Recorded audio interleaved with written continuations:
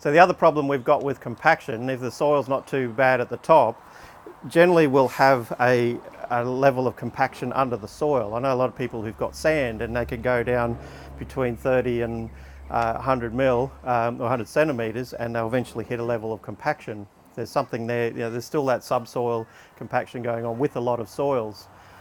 And of course the problem with that is we dig the classic hole nice and wide and put some lovely soil in it, plant the plant up, and then the plant just hits the hole and goes, yeah, I'm not doing that, I'll just run along the surface, thanks, because that's where you're putting all the fertiliser for me. So all the plants run with their roots that way. So when it's really hot and really dry, of course, those roots are all up there where it's hot and dry. So no matter how much water you're putting in, they're struggling. So I just thought, okay, we've got to cut back on the water we use.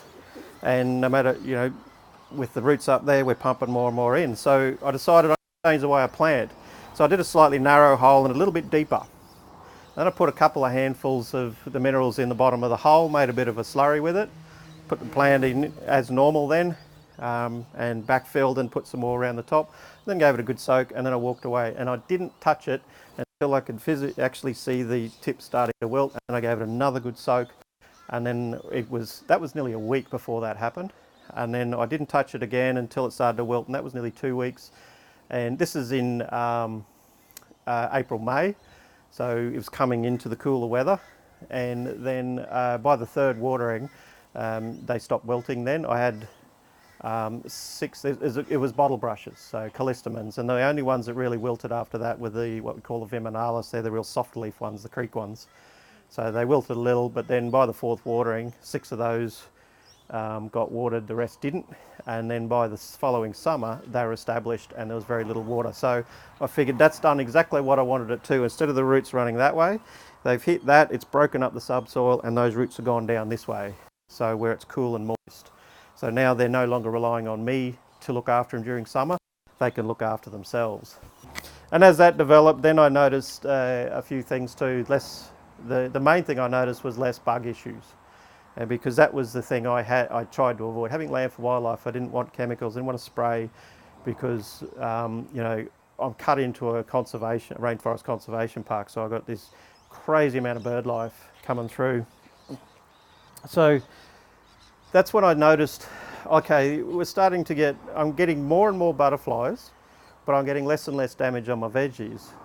So I started to have a good look at that, and I already learned that when you use high nitrogen, because as soil scientists tell you need high nitrogen for your leafy veggies, can't grow them without it.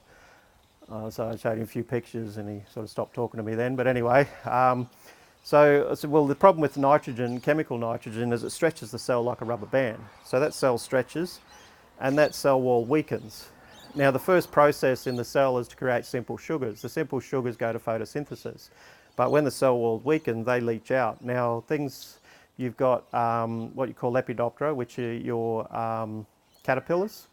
They take those simple sugars to create the energy so they can then grow. So they love it, absolutely love it. You get your sapsuckers. They, like your scales, whiteflies, that sort of thing. So they suck the sap out to get those simple sugars. Now you'll always see ants. Why are these ants on this plant? Because they're farming the scale and the aphids and those, because those take the simple sugars out, take the sugars, take the simple, and then excrete the complex sugar, and that's what the ants go for. But they can only do that when the pressure of that sap is low. So when that plant is just growing, they can suck that out no problem. But once you raise the metabolism of that plant, that sap gets stronger, and that bug then finds it harder to get the sap out. So it's got to spend more energy getting the sap out than it's actually getting out of the plant. It's like you're starving, absolutely starving. I'm going to run down to KFC. You get there, the doors are locked. You've got to spend a lot of energy to get in there to get something to eat, more than you'll actually get. So chances are you'll then go somewhere else and look for somewhere open, and that's what the bugs will do.